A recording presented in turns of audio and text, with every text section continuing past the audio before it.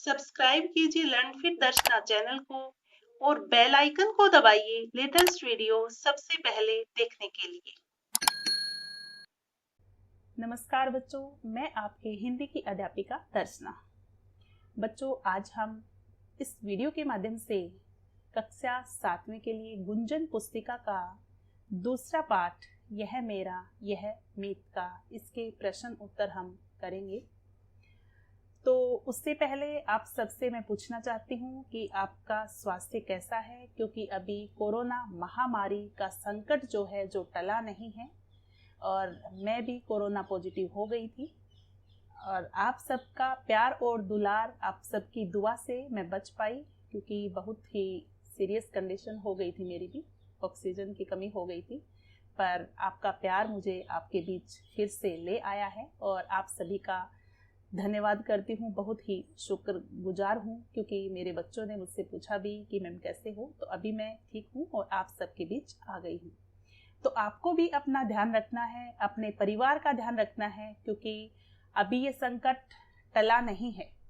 पर हम जो है पूरे जोश और उत्साह के साथ अपना और अपने परिवार का ध्यान रखेंगे और मुझे पूरी उम्मीद है कि मेरे प्यारे विद्यार्थी इस बात का बहुत ध्यान रखेंगे और अपना ख्याल रखेंगे। और अभी नहीं पता स्कूल कब ओपन होंगे, क्या है क्या नहीं, क्योंकि आगे का कोई प्री प्लान अभी ना ही सरकार को स्कूल का प्री प्लान नज़र आ रहा है, ना ही हमें। तो हमें अपनी शिक्षा जो है, सीखना एक प्रक्रिया जो है वो जारी रखना है और समय खराब ना करते हुए हर रोज अनुशासन के साथ हमें पढ़ते रहना है। ठीक है, जो कुछ भी डाउट्स हैं आपके, कुछ समझ नहीं आता, कोई कंफ्यूजन है, तो हम सब अध्यापक आप सबके बीच हैं, क्योंकि हमें भी सीखने का मौका मिल रहा है, नया नया अध्ययन कर रहे हैं, सीख रहे हैं और आप सबको भी सिखा रहे हैं। तो उम्मीद करती हूँ आप मुझे अपना ही समझिए और अगर कोई भी डाउट हो तो मैसेज जरूर कीजिए। तो चलो अब शुरू करते हैं हमारा पाठ यह मेरा यह मीत का कक्षा 7वीं के लिए जो है पाठ 2। आइए देखते हैं प्रश्न उत्तर।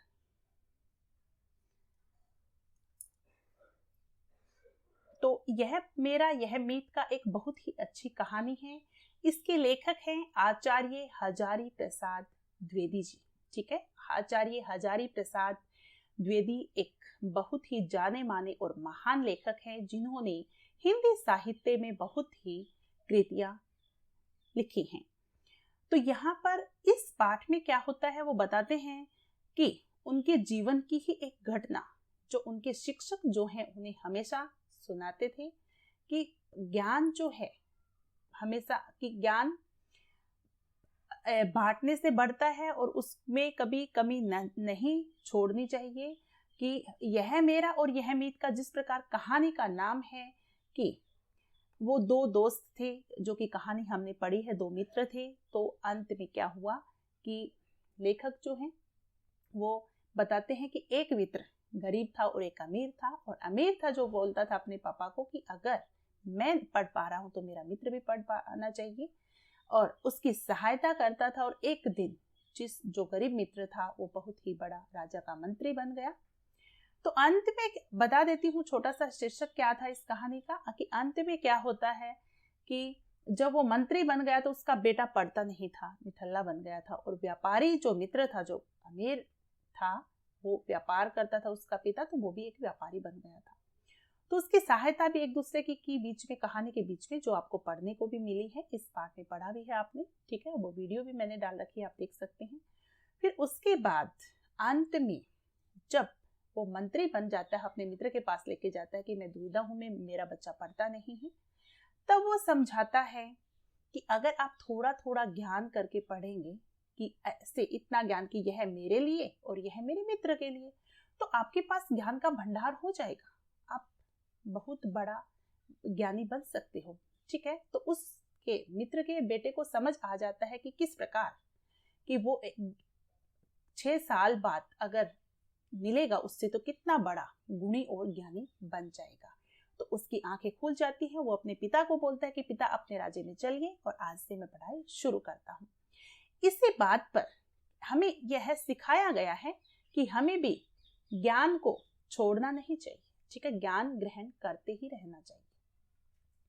ओके, तो इस कहानी में यही शिक्षा मिलती है कि हमें कभी भी सीखना छोड़ना नहीं चाहिए, कि थोड़ा थोड़ा सीखना चाहिए, यह है मेरा और यह है मेरे मित्र का, तो हमारे पास भी ज्ञान का भंडार हो जाएगा। तो चलो शुरू करते हैं, आज से ही हम सीखना, और आज से जो कुछ भी हम निठल्लापन करते हैं, आलसीपन करते हैं, उसको छोड़कर सीखना शुरू करते हैं। मुझे पूरी उम्मीद है आप मेरे साथ चलते रहेंगे।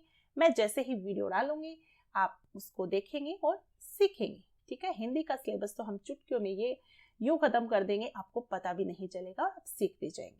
ठीक है, तो चलो बच्चों शुरू करते हैं प्रश्न उत्तर। अभी देखिए यहाँ पर पाठ बोध मौखिक प्रश्न है। पहला प्रश्न, लेखक ने अपने शिक्षक को हाई टास्क मास्टर क्यों कहा है? ठीक है, लेखक हजारी प्रसाद द्विवेदी हैं, वो अपने शिक्षक, अपने गुरु के बारे में बताते हैं कि उन्होंने एक कहानी सुनाई थी, तो हाई टास्क मास्टर क्यों कहा है? तो इसका उत्तर, हाई टास्क मास्टर का अर्थ होता है काम लेने में कठोरता बरतने वाला। देखो बच्चों, जो काम करवाता है ना, उसके अंदर भी गुण होना चाहिए, वो किस प्रकार बच्चों से करवाता है। ठीक है, तो लेखक के शिक्षक बालकों को कठोर अनुशासन में रखकर पढ़ाई लिखाई करवाते थे, इसलिए उन्हें यह नाम दिया गया, हाई टास्क मास्टर। ख, धनी बालक में क्या विशेष गुण था? ठीक है, जो धनी बालक था, धनी बालक में सच्ची मित्रता निभाने का विशेष गुण था। ठीक है, वो सच्ची मित्रता निभाता था, इसी गुण के कारण वह अपने पिता से निर्धन मित्र की सहायता के लिए अड़ गया था कि मेरा निर्धन मित्र है, उसके पास धन नहीं है, पर आप उसका पढ़ाई का वहन उठाइए। आगे है, मित्र की निर्धनता देखकर धनी मित्र ने पिता से क्या कहा? उत्तर है, मित्र की निर्धनता देखकर धनी मित्र ने अपने पिता से कहा कि यदि दरिद्रता के कारण, दरिद्रता क्या होता है? गरीबी के कारण मेरा मित्र पढ़ लिख नहीं पा सकता है, तो मैं भी नहीं पढ़ूंगा, उसी तरह मैं भी अनपढ़ और दरिद्र ही बना रहूंगा। ठीक है, ये तो मौखिक प्रश्न थे।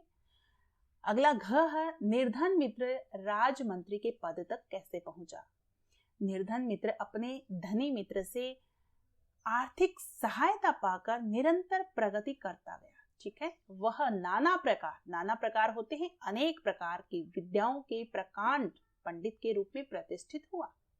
उसकी विद्वता से प्रभावित होकर उस राज्य के राजा ने उसे अपना मंत्री बना लिया।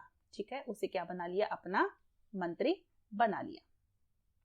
फिर उसके बाद है, व्यापारी पुत्र द्वारा मंत्री पुत्र को दी गई शिक्षा का क्या परिणाम रहा?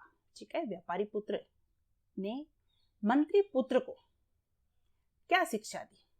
तो देखिए, व्यापारी पुत्र द्वारा मंत्री पुत्र को दी गई शिक्षा का यह परिणाम हुआ कि वह ज्ञान और विद्या का लखपति हो गया, उसको ज्ञान और विद्या प्राप्त हो गई।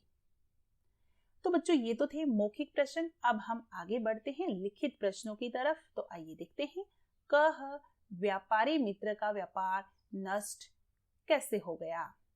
तो उत्तर है, एक रात डाकुओं ने व्यापारी मित्र की सारी संपत्ति लूट ली। ठीक है, जितना भी पैसा था सारी संपत्ति लूट ली तथा उसके घर में आग लगा दी। इसी शोक में उसके पिता की भी मृत्यु हो गई। वह दाने दाने का मोहताज हो गया। दाने दाने का मोहताज होना मतलब बहुत गरीबी आ जाना, उसके पास कुछ भी नहीं होना, ये एक मुहावरा भी है। ठीक है, ये तो था क का उत्तर। आगे है ख, मंत्री ने अपने मित्र की सहायता कैसे की? देखिए, मंत्री ने अपने पुराने धनी मित्र को एक दिन फटेहाल भिक्षुक के रूप में राजधानी के मार्ग पर देखा। उसे अपने घर लाकर खिलाया पिलाया। कुछ दिन पश्चात राजा से धन प्राप्ति का उपाय बताकर धन भी उपलब्ध करवाया। इस प्रकार मंत्री ने अपने मित्र की सहायता की। अब आगे है, व्यापारी मित्र ने मंत्री के पुत्र को क्या समझाया? व्यापारी मित्र ने मंत्री के पुत्र को मीत के हिस्से की बात समझाई। मीत होता है मित्र, मित्र का हिस्सा क्या होता है उसकी बात समझाई। प्रत्येक कार्य को शक्ति, भक्ति और बुद्धि से करने की सलाह दी। सीखे गए ज्ञान, विद्या तथा गुण को अपनाने और उसमें से एक हिस्सा मित्र के लिए रखने को कहा। ठीक है, इस प्रकार मंत्री ने के पुत्र को समझाया गया। घ है, लेखक के सहपाठियों पर इस कहानी का क्या प्रभाव पड़ता? आइए देखते हैं। लेखक के सहपाठियों का इस कहानी पर यह प्रभाव पड़ता कि सब में पढ़ाई के प्रति नया उत्साह भर जाता। ठीक है, सब पढ़ने लग जाते खुशी खुशी। फिर है इस कहानी का मुख्य संदेश लिखिए। मुख्य संदेश क्या है? इस कहानी का मुख्य संदेश है सच्चा मित्र वही होता है जो मुसीबत में फंसे मित्र की तन मन धन से सहायता करे। देखो बच्चों, एक कहावत भी है कि मित्र का विपत्ति में पता चलता है कि वो सच्चा है या नहीं है। क्योंकि कई बार क्या होता है, जब किसी के ऊपर विपत्ति आती है तो मित्र को आजमाया जाता है, मित्र से ही सहायता मांगेंगे। अगर सच्चा मित्र है तो वो सहायता देने की तैयार हो जाता है जो कुछ उसके पास है, तो पता चलता है कि ये मित्र सच्चा है। आवश्यकता पड़ने पर मित्र की हर संभव सहायता करनी चाहिए हमें। यही संदेश हमें इस कहानी से मिलता है। तो ये तो हो गए लिखित प्रश्न। अब है आशय स्पष्ट कीजिए। इस बार उसे मंत्री को इतना ही आश्चर्य हुआ, यानी कि इस बार उसे उतना ही आश्चर्य हुआ, किसे? मंत्री को, जितना द्वारिका से लौटने पर श्री कृष्ण के मित्र सुदामा को हुआ था। क्योंकि द्वारिका से श्री कृष्ण के मित्र सुदामा जो है लौटकर आए थे, तो क्या था? एक महल मिला था, ठीक है, तो आश्चर्यचकित हो गए थे। इसका अर्थ बताइए। तो मंत्री अपने बेटे के साथ जब अपने व्यापारी मित्र के पास पहुंचा तो उसकी संपन्नता देखकर आश्चर्यचकित हो गया कि कितना संपन्न हो गया, कि मैंने तो राजा से 100 मुद्राएं दिलाई थी पर फिर से उसने शुरू कर दिया सब। उसका व्यापारी मित्र लखपति बन चुका था क्योंकि वो ईमानदारी और लगन से कार्य कर रहा था। आगे है कहानी के आधार पर हाँ और नहीं लिखिए। ठीक है, कहानी हमने पढ़ी है, कुछ वाक्य दिए गए हैं, यहाँ पर हाँ और नहीं लिखना है। देखिए, 2 बालकों में गहरी मित्रता थी, तो ये सही है या गलत? तो बच्चों हाँ। बेचारे व्यापारी के भाग्य पर वज्रपात हो गया। वज्रपात मतलब मुसीबत आ गई। हाँ। मंत्री ने मीत के परिवार को भी बुलावा भेजा। हाँ। मंत्री व्यापार में लग गया। नहीं, मंत्री व्यापार में नहीं लगा, वो तो मंत्री ही था। मंत्री के बेटे को राजा ने समझाया। नहीं, उसके मित्र व्यापारी मित्र जो था उसने समझाया था, तो इसका उत्तर आएगा नहीं। ठीक है, तो ये तो कहानी के आधार पर हाँ और नहीं लिखे हो चुके हैं।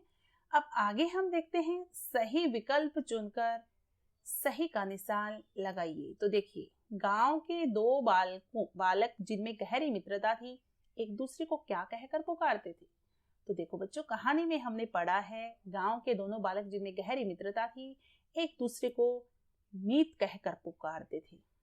ख मंत्री को उसका व्यापारी मित्र किस रूप में राजधानी के मार्ग पर दिखाई दिया? खिलाड़ी के रूप में, राजा के रूप में, भिक्षुक के रूप में या गाय के रूप में? तो वो भिक्षुक के रूप में दिखाई दिया। पूर्णिमा के दिन व्यापारी मित्र को राजा से दान में क्या मिला? पूर्णिमा के दिन व्यापारी मित्र को राजा से दान में क्या मिला? 100 मुद्राएं मिली थी। ठीक है, हमने पाठ में भी पढ़ा है, 100 मुद्राएं मिली थी। घ यह मेरा है, यह मीत का, यह मन ही मन कौन कहता है? मन ही मन कौन कहता है? मंत्री का पुत्र जो है वो सीख रहा है, तो यह मेरा है, यह मीत का, वह मन ही मन कहता है। तो ये तो सही का निशान लगाइए हो चुके हैं। अब है आपके आगे मूल्य परक प्रश्न। ठीक है, मूल्य आधारित, नैतिक मूल्यों पर आधारित जो प्रश्न होता है वो मैंने बता रखा है कि आपको अपने विचारों में लिखना है कि आप क्या सोचते हो उस बात पर। ठीक है, तो यहाँ पर देखिए, कभी कभी एक ही कथन पूरे जीवन को बदल डालता है। अपने विचार लिखिए। तो बच्चों, एक ही कथन, कई बार क्या होता है, कई जो विद्वान लोग होते हैं जिनको एक्सपीरियंस या अनुभव होता है जीवन का, वो हमें कई बार एक बात सिखा जाते हैं और उसको देखते हुए हमें वो याद रहती है हमेशा। मुसीबत में आते हैं या फिर जो कुछ भी होता है तो हम उसके आधार पर कार्य करते हैं। तो इस प्रकार आप अपने अनुभव के आधार पर उत्तर दे सकते हैं। फिर है दूसरा प्रश्न, व्यवहार कुशलता द्वारा शत्रु का हृदय परिवर्तन किया जा सकता है। ठीक है, तो देखो, कुशलता, अगर हम अच्छे से पेश आएंगे, जो हमारा दुश्मन है उसके भी हृदय को, उसके मन को भी हम बदल सकते हैं। ठीक है, अगर हम अच्छा व्यवहार करेंगे तो शत्रु के मन में भी परिवर्तन किया जा सकता है। इसके ऊपर भी आपको लिखना है अपने विचारों में। यहाँ पर मैंने उत्तर दिया है, कहा जाता है न कोई किसी का मित्र होता है न कोई किसी का शत्रु। व्यवहार से ही मित्र और शत्रु बनते हैं। ठीक है, व्यवहार करेंगे, हमारा व्यवहार क्या है, नैतिक मूल्य कैसे हैं, उसके आधार पर ही हमारे दुश्मन बनते हैं, उसके आधार पर ही मित्र बनते हैं। सद्व्यवहार द्वारा, सद्व्यवहार मतलब सही व्यवहार द्वारा शत्रु के हृदय की शत्रुता को मिटाकर उसके मन में प्रेम और अपनत्व का भाव जागृत किया जा सकता है। उदारता, धैर्य और अपनेपन की त्रिवेणी शत्रुता की कालिमा को धोकर, कालिमा मतलब उसके मन में जो भी कुछ अच्छी बात नहीं होती उनको धोकर, उनको साफ करके आपसी संबंधों में शुद्धता, मधुरता का भाव बढ़ती है, जिससे शत्रु भाव भी प्रेम भाव में परिणत हो जाता है। ठीक है, वो भी प्रेम में बदल जाता है। तो इस प्रकार से आप उत्तर लिख सकते हैं। अभी है बच्चों भाषा ज्ञान की व्याकरण। तो देखिए पहला प्रश्न, दिए गए शब्दों के समानार्थक शब्द पाठ से ढूंढ कर लिखिए। देखो गुंजन पुस्तिका ये बहुत ही अच्छी बात है कि उसमें हमें सब कुछ सीखने को मिलता है, साथ साथ हम व्याकरण भी सीखते रहते हैं। तो दिए गए शब्दों के समानार्थक शब्द पाठ से ढूंढ कर लिखिए। समानार्थी मतलब एक जैसे अर्थ वाले। तो यहाँ पर उन्नति दिया है, उन्नति का अर्थ होता है प्रगति, आगे बढ़ना। मदद, मदद मतलब सहायता, किसी की मदद करना, हेल्प, सहायता ना। अतिथि होता है मेहमान। ठीक है, शिक्षक, गुरु, अध्यापक भी बोल सकते हैं। तो ये तो हो गए समानार्थक शब्द जो हमने पाठ से ढूंढ कर लिखे। फिर है दिए गए शब्दों के बहुवचन लिखिए। तो हिंदी भाषा में 2 वचन होते हैं, एक होता है एकवचन, एक होता है बहुवचन। ठीक है, संस्कृत में 3 होते हैं। कई बार बच्चे पजल हो जाते हैं, मैं संस्कृत सिखाती हूँ तो मैम आपने 2 बताए थे। तो देखो बच्चों, हिंदी में 2 वचन होते हैं और संस्कृत में 3 होते हैं। तो अब हम हिंदी पढ़ रहे हैं तो हिंदी की तरफ ध्यान दीजिए। यहाँ पर सुविधा, तो सुविधा का होगा सुविधाएं। फिर है कला, कलाएं। मुद्रा, मुद्राएं। योजना, योजनाएं। लता, लताएं। कथा, कथाएं। महिला, महिलाएं। व्यवस्था, व्यवस्थाएं। विद्या, विद्याएं। ठीक है, इस प्रकार से हम शब्दों के बहुवचन लिख सकते हैं। अब आगे हम करेंगे तीसरा प्रश्न, दिए गए शब्दों के वर्ण विच्छेद लिखिए। देखो बच्चों, वर्ण विच्छेद जो है हम तीसरी कक्षा से ही शुरू हो जाते हैं लिखना। ठीक है, तो इसको ध्यान पूर्वक आपको करना है, बहुत आसान रहता है। व्याकरण का सबसे आसान टॉपिक यही है, वर्ण विच्छेद करना। अगर आपको वर्णमाला अच्छे से आती है तो वर्ण विच्छेद भी अच्छे से कर सकते हैं। तो देखो यहाँ पर शब्द है पूर्णिमा। ठीक है, पूर्णिमा में पहले क्या आएगा, प, फिर बड़ा उ, फिर र। ठीक है, र के नीचे यहाँ पर हलंत आएगा, बाई मिस्टेक लगा नहीं है यहाँ। ठीक है, क्योंकि र आधा है, ऊपर जो होता है वो आधा होता है। फिर जमा न, फिर बड़ी ई, म, आ। ठीक है, उसके बाद है व्यापारी। व के नीचे भी हलंत आएगा बच्चों, यहाँ पर टाइपिंग मिस्टेक है, आप थोड़ा ध्यान दीजिए। व के नीचे हलंत आएगा क्योंकि व आधा है। फिर य के नीचे हलंत, आ की मात्रा, प जमा आ, र के नीचे हलंत, बड़ी ई। ठीक है, उस प्रकार से हम कर सकते हैं। मुद्राएं है, मुद्राएं का म जमा उ। ठीक है, फिर द जमा र जमा आ जमा ए। ठीक है, मुद्राएं। तो र भी यहाँ हलंत आएगा, थोड़ा आप इसको करेक्ट कर लीजिए। तो ये तो हो गया तीसरा प्रश्न। उसके बाद है चौथा, संयुक्त व्यंजनों के रूप में समझकर शब्द बनाइए। संयुक्त व्यंजन जो होते हैं उसके रूप समझकर शब्द बनाने हैं। यहाँ पर व और य मिलते हैं तो एक दोनों संयुक्त व्यंजन हो जाते हैं ना, 2 वर्ण मिल जाते हैं, यहाँ पर उसको बोला है संयुक्त व्यंजन। तो इसके आधार पर आपको बनाने हैं। तो व्य का व्यवस्था, व्यवहार, व्यस्त। ठीक है, फिर द और र, द्र। मुद्रा हो गया, भद्र हो गया, द्रव हो गया, द्रोण हो गया। फिर है त य त्य, त्याग, सत्य, त्योहार। फिर है कत, सुक्ति, व्यक्ति, भक्ति। ठीक है, इस प्रकार से आप शब्द बना सकते हैं। ये तो चौथा प्रश्न पूर्ण हुआ हमारा। आगे है 5वां प्रश्न, रेखांकित संज्ञा शब्दों के भेद लिखिए। ठीक है, देखिए संज्ञा हमने सीखी है मुख्य रूप से 3 प्रकार की होती है, व्यक्तिवाचक, जातिवाचक, भाववाचक। ठीक है, कई बार भाववाचक का जातिवाचक का द्रव्यवाचक और समूहवाचक में हम 2 पार्ट है वो पढ़ते हैं, पर 3 संज्ञा मुख्य रूप से होती है। यहाँ पर पहला लोगों का काम ही बुराई करना होता है, तो लोगों। ठीक है, लोगों यहाँ पर जातिवाचक संज्ञा है। दूसरा है, दूसरा लड़का धनी व्यापारी का पुत्र था, तो पुत्र भी क्या है बच्चों, जातिवाचक संज्ञा है, पुत्र बहुत हो सकते हैं। श्री कृष्ण के मित्र सुदामा थे, सुदामा किसी का नाम है, तो ये हो गया व्यक्तिवाचक संज्ञा। पुत्र अध्ययन में चौगुने उत्साह में लग गया। ठीक है, तो पुत्र अध्ययन, अध्ययन क्या होता है, भाववाचक, भाव। ठीक है, पढ़ना। फिर है डाकुओं ने सारी संपत्ति लूट ली, तो डाकू भी क्या है, जातिवाचक संज्ञा है कि कोई विशेष नाम नहीं है। दोनों बालकों में गहरी मित्रता थी। तो मित्रता, अगर जो भाववाचक संज्ञा होती है उसमें ता आ जाता है मैक्सिमम पीछे, ठीक है, ता आया है तो इसका मतलब भाववाचक संज्ञा। गौतम बुद्ध ने डाकू को सुधारा। गौतम बुद्ध किसी का नाम आ गया यहाँ पर, तो हम करेंगे व्यक्तिवाचक संज्ञा, ठीक है। तो 5वां प्रश्न हमारा पूर्ण हो चुका है। अब आगे है 6ठा प्रश्न, रिक्त स्थानों में सही सर्वनाम लिखिए। देखिए, सर्वनाम भी हमने सीख रखे हैं। अगर आपने सर्वनाम नहीं सीखे हैं तो मैंने एक वीडियो डाल रखी है बच्चों, वो अवश्य देखिए, आप सर्वनाम कभी नहीं भूलेंगे, ठीक है। तो अगर, क्योंकि जब तक हम डेफिनेशन नहीं सीखेंगे, परिभाषा नहीं सीखेंगे, कुछ उदाहरण नहीं देखेंगे, अच्छे से समझ नहीं आएगा, तो पहले वीडियो जरूर देख लीजिए। तो यहाँ पर देखिए पहला प्रश्न कि उसकी तरह डैश भी अनपढ़ और दरिद्र रहूंगा, कि उसकी तरह मैं भी अनपढ़ और दरिद्र रहूंगा। सर्वनाम क्या होते हैं? जो शब्द संज्ञा के स्थान पर प्रयुक्त होते हैं, ठीक है। सर्वनाम के कितने भेद होते हैं, किस किस को पता है, कमेंट बॉक्स में मुझे मैसेज करके जरूर बताना सर्वनाम के भेद, ठीक है। तो मैं इंतजार करूंगी। फिर दूसरा है, डैश मित्र के सारे खर्चे की व्यवस्था अपने मित्र से करवा ली। मैंने भी सर्वनाम है। मैंने जो संज्ञा के स्थान पर प्रयुक्त होते, यह, वह, मेरा, तुम्हारा, अपना, ये क्या है? सर्वनाम ही है। डैश उसे घर ले आया, तो वह उसे घर ले आया।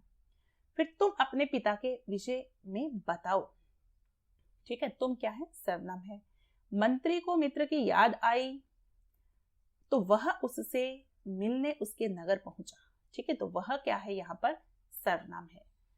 उसके बाद है डैश, गणित विषय बहुत प्रिय है, ठीक है। तो मुझे गणित विषय बहुत प्रिय है। ये तो हो गए रिक्त स्थानों में सही सर्वनाम लिखिए, जो आपको समझ भी आए होंगे। अब हम करेंगे 7वां प्रश्न, अनेकार्थक शब्दों का अर्थ के आधार पर वाक्यों में प्रयोग कीजिए। अनेकार्थक शब्द बच्चों कौन से होते हैं? जिसके अनेक अर्थ निकलते हैं, ठीक है, एक से अधिक अर्थ निकलते हैं, वो होता है अनेकार्थक शब्द। यहाँ पर है नाना। नाना होता है, एक तो नाना माता के पिता को बोलते हैं, एक नाना होते हैं नाना प्रकार के, अनेक प्रकार के, विभिन्न प्रकार के। तो आइए वाक्य में प्रयोग करते हैं। नाना माँ के पिता, ठीक है। मेरे नाना जी मेरे लिए पुस्तक मेले से खरीद कर लाए, या मेरे नाना जी मेरे लिए पुस्तक मेले से पुस्तकें लाए, ठीक है, पुस्तकें खरीद कर लाए हैं। फिर है अनेक। धरती के भीतर नाना प्रकार की धातुओं का भंडार है, ठीक है, अनेक प्रकार की, विभिन्न प्रकार की धातुओं का भंडार है। फिर अगला है मत। एक मत का अर्थ होता है नहीं, ठीक है, ऐसा मत करो, ठीक है। फिर एक मत का होता है राय, अपने विचार रखना। एक मत होता है मत डालना, कि वोट, ठीक है, मतदाता बोलते हैं ना। तो यहाँ पर मत, उससे यह कार्य मत दीजिए। फिर राय, मैं आपके मत से सहमत हूं, इस प्रकार से कर सकते हैं। फिर है लाख। लाख का अर्थ होता है गणना की एक संख्या होती है, कि संसार में 84 लाख योनियां हैं, ठीक है, मैंने आपको 5 लाख रुपए दिए थे, इस प्रकार से हम कर सकते हैं। कि अपने हिसाब से, आपको जरूरी नहीं जो वाक्य मैंने दिए हैं वही ये समझने के लिए है, आप अपने हिसाब से कोई भी आसान कैसा भी वाक्य आप चुनकर लिख सकते हैं। कोशिश ये किया करो जो कुछ भी लिखते हो कि अपने विचार, कि अपने अंदर जो हम सोच रहे हैं वही लिखना, उससे प्रश्न बड़ा मजेदार हो जाता है और कभी भूलते भी नहीं है, ठीक है। अभी है लाख का एक अर्थ होता है एक पदार्थ जिससे चूड़ियां और खिलौने बनते हैं, ठीक है, लाख का चूड़ा। आज तो मैंने लाख की चूड़ी नहीं पहनी है, लाख का चूड़ा पहनती हूँ कई बार, तो आपको दिखा भी देती। आज कंच का चूड़ा पहना है। तो एक पदार्थ जिससे चूड़ियां और खिलौने बनते हैं लाख होता है वो, ठीक है। तो राजस्थान में लाख की रंग बिरंगिया चूड़ियां बनती है। राजस्थान लाख के चूड़ों के लिए बहुत मशहूर है। हमारे हरियाणा में भी मिलता है वैसे तो, पर राजस्थान मशहूर है, वहां पे लाख प्योर मिलता है, शुद्ध मिलता है। तो ये तो हो गई बच्चों अनेकार्थक शब्दों के अर्थ के अनुसार वाक्यों में प्रयोग कीजिए। तो आप सबको अच्छे से समझ भी आ रहे होंगे ये, क्योंकि इतनी स्पीड से तो नहीं, थोड़ा आराम से ही सिखाती हूँ मैं, तो जरूर समझ आते होंगे। अभी 8वां प्रश्न है, इन मुहावरों का प्रयोग करते हुए वाक्य बनाइए, ठीक है, मुहावरों का प्रयोग करते हुए वाक्य बनाना है।